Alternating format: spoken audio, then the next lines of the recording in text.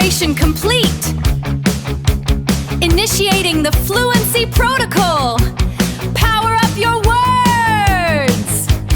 Boost your English.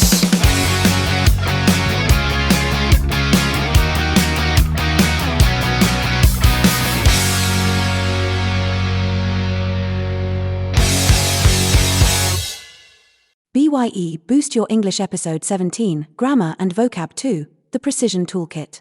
Hello again, and welcome back to BYE Boost Your English.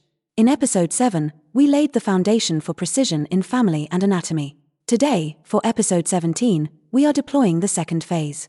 We are going to treat this episode as a massive download of data to complete your toolkit. We will cover the nuances of intelligence, the mechanics of social politeness, complex phrasal verbs, and the essential vocabulary that gives your English its texture. If Episode 7 was the skeleton, this is the muscle. Let's drill down. Precision starts with how you describe people. English distinguishes between different types of brainpower and behavior. Stop using smart for everything. Intelligent refers to theoretical, academic brainpower.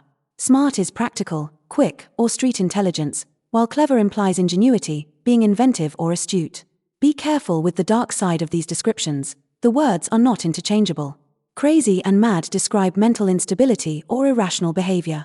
Foolish, however, describes a stupid action or lack of reflection, regardless of mental health. Silly is light, childish, and not serious. Stupid is a direct criticism of an action, and idiot is a strong insult directed at a person. Now, let's tighten up your sentence structure with some rules we often overlook. First, the opposition between though and despite. Though is a conjunction similar to although and must be followed by a subject and a verb. Note that in familiar spoken English, it can be placed at the very end of a sentence. Despite is a preposition meaning in spite of. It demands a noun or a gerund ending in ing immediately after it. Regarding spelling protocols, remember the consonant doubling rule. If a one-syllable verb ends in a vowel plus a consonant, like rip or stop, you must double the final consonant before adding ed. Rip becomes ripped. An exception exists for words like mention, which do not double because the stress is not on the final syllable. Also, keep in mind the difference between UK and US spelling. Words ending in the letters RE in the UK, like theatre, end in the letters ER in the US. Words ending in the letters ISE in the UK, like organize, end in the letters IZE in the US. For time and logic, remember that urgent is an adjective for something pressing, while emergency is a noun for a crisis. All emergencies are urgent, but not everything urgent is an emergency. Be careful with false friends, actually means in fact, while currently means now or at the moment. Similarly, nowadays and these days both refer to the present time, but these days is more common in spoken English. Verbs are the engine of your sentences, so let's master the versatile verb to work out. It has 3 distinct meanings: to solve or deduce, to exercise at the gym, and to succeed or end well. Here are the other essential phrasal verbs you need. To stick with means to continue with a plan or idea. To stick around means to stay nearby or not leave immediately. To catch up is used to recover lost time or work. To look forward to means to wait for something with excitement, and it is always followed by ing or a noun. To give up means to quit or abandon. To give away means to reveal a secret or give something for free.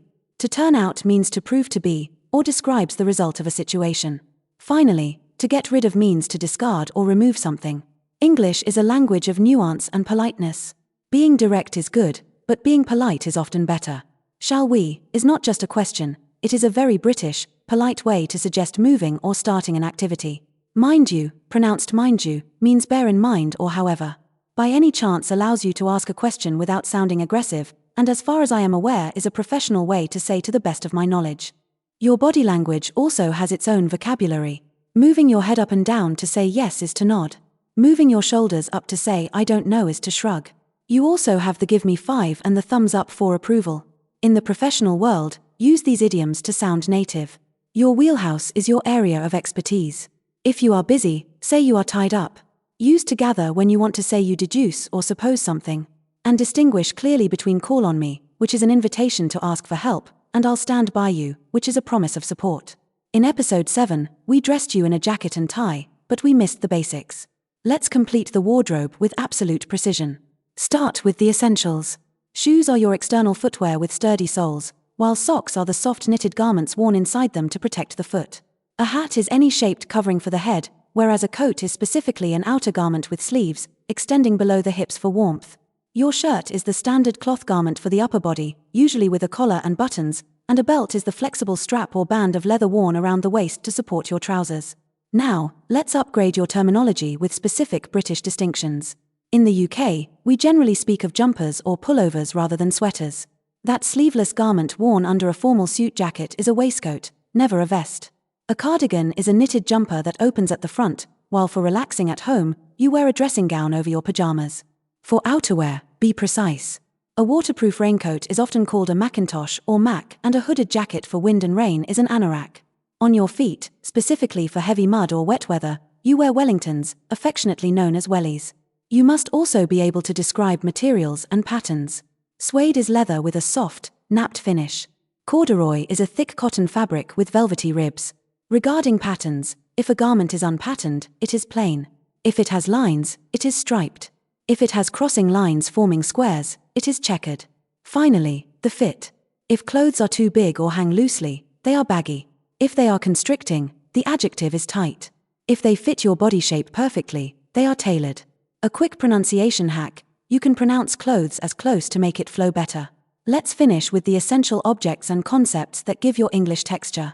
Landscape refers to the scenery. A magnifying glass is a lens used to make things appear larger. A stile is a set of steps to cross a fence.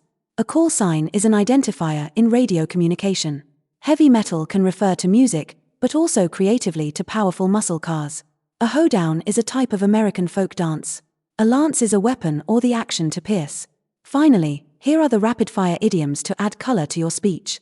If it is raining cats and dogs, it is raining heavily, a term with medieval origins. Beating the living daylights out of someone means beating them severely, or playing drums with great intensity. Ripped to shreds means torn to pieces. If something is not to be sniffed at, it is significant and should not be disdained. Make-believe refers to fiction or imagination. Creepy means scary or unsettling. And if you are willing to do something, you are ready and disposed to do it. You now have a fully synchronized vocabulary toolkit.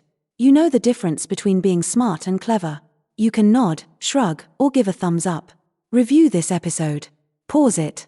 Repeat it. Precision requires practice. Key vocabulary and expressions explained.